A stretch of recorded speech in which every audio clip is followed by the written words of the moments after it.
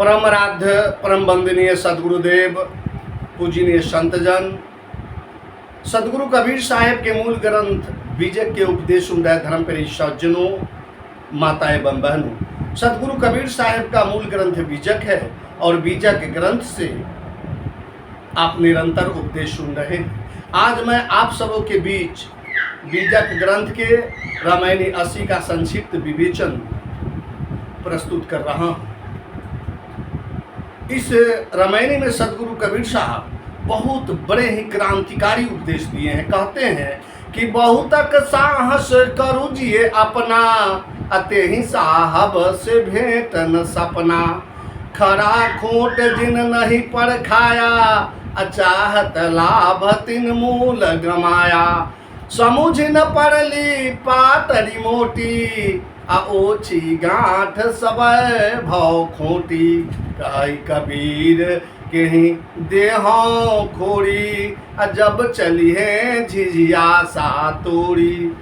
झिझियास में लगी रहे ज्ञानी पंडित दास, अपार न पावे बाबरे, भरमी भरमी फिरे उदास। सदगुरु कबीर साहब इस रामायणी में उपदेश देते हुए कहते हैं कि बहुतक साहस करू जिए अपना, ते ही साहब से भेंट न अपना सपना। कि ये सदगुरु कबीर साहब की ये पत्ती बहुत ही क्रांतिकारी है।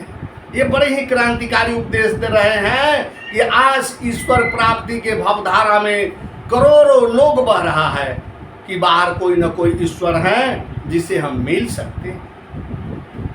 और मिलने की बात क्यों नहीं कहेगा, क्योंकि महाकाव्य और पुराणों में ईश्वर से मिलने की जो बहुत सारा कहानियाँ गढ़ी गई है, उसमें ऐसे ऐसे कहानी हैं जो लोगों को दिग्भ्रमित कर रखा है।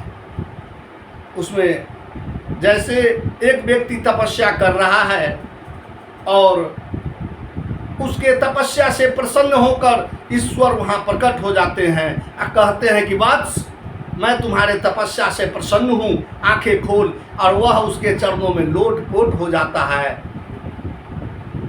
ये ऐसी बातें महाकाव्यों में लिखा हुआ है, पुराणों में लिखा हुआ।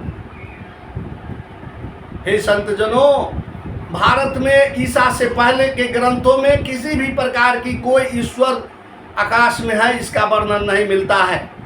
आकाश से कोई ईश्वर आने जाने की बात ईसा से पूर्व के ग्रंथों जैसे वेद है और हमारे उपनिषद उसमें कहीं भी लिखा हुआ नहीं मिलता है।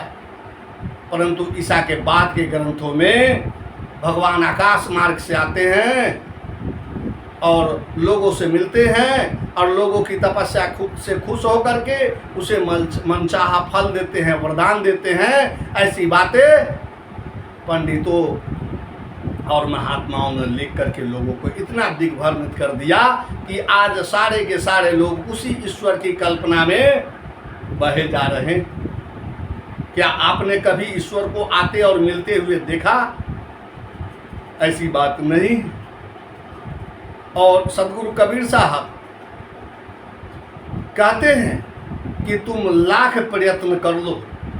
ये बहुत बड़ी साहस की बात तो यही है कि तू कम से कम ईश्वर से मिलने की बात करते हो, कल्पना करते हो, लेकिन वह ईश्वर तुम्हें सपने में भी नहीं मिल सकती। सदगुरु कबीर साहब आगे कहते हैं कि खरा खोट जिन नहीं परखाया, अचाहत लाभ तिन मूल गमाया।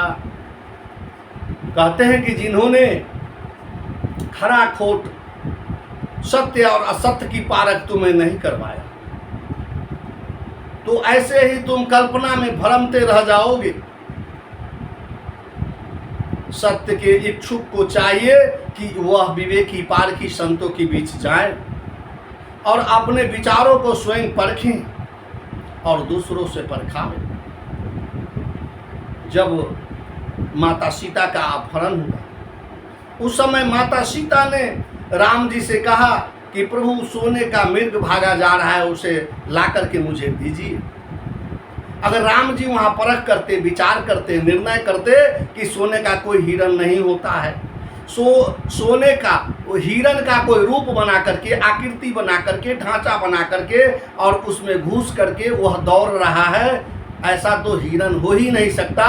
तो उसके पीछे राम जी नहीं दौड़, पारक की कमी के कारण राम जी उसके पीछे दौड़ गए और सीता का अपहरण हो गया। इसलिए बंधुओं, जो संतजन, जो पंडित लोग आपको आकाश से ईश्वर के आने की बात बताते हैं, उस पर परख कीजिए कि आप तो स्वयं पढ़ते हैं, धार्मिक ग्रंथों में लिखा हुआ है कि ईश्वर सशरीर नहीं है, वह मनवादी से पड़े हैं, वह संसार से पड़े हैं।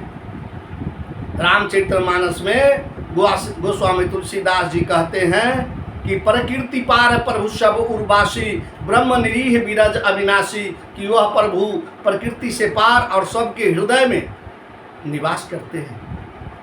भगवान श्री कृष्ण गीता में कहते हैं कि ईश्वर सर्वभूतानां हृदय से अर्जुन तिष्ठति, कि वह सबके हृदय में विराजमान है। और सदगुरु कबीर साहब तो सहज भाव में कहते हैं कि हृदय बसहि तहि राम न जाना।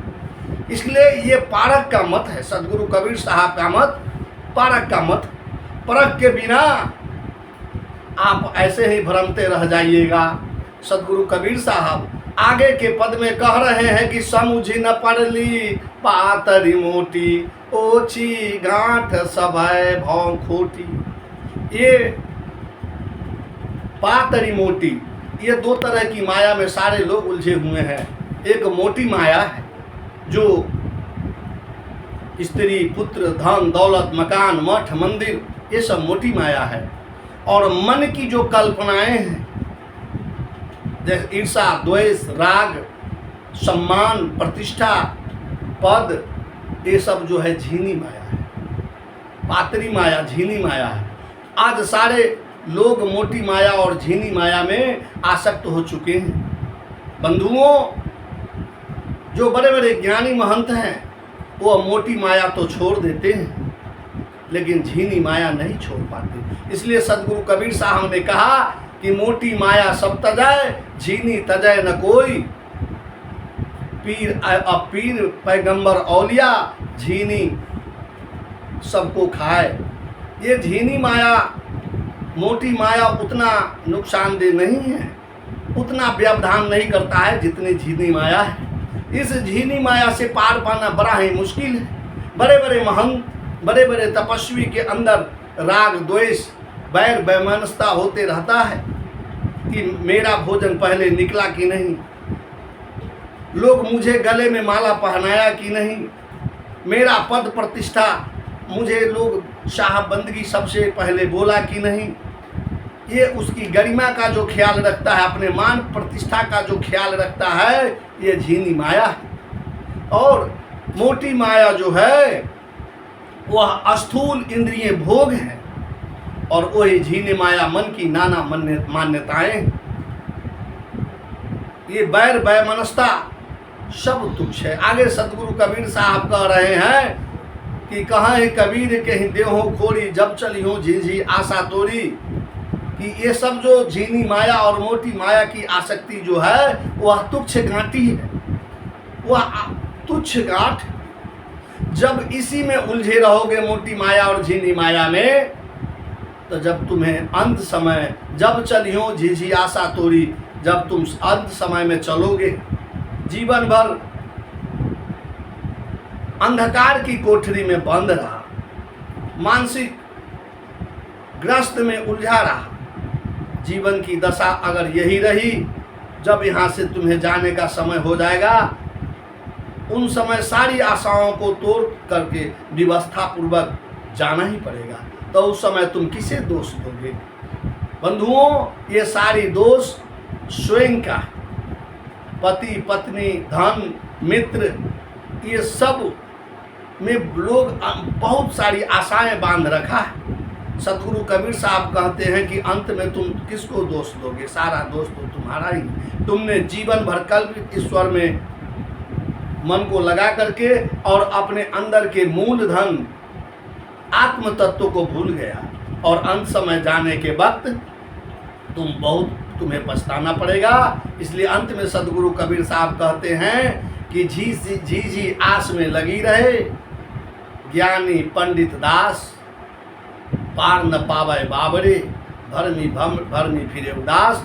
इस झिझी आस में, इस झिझी माया में लोग लग करके, सारे ज्ञानी लोग, सारे पंडित लोग, सारे दास लोग उलझ गए।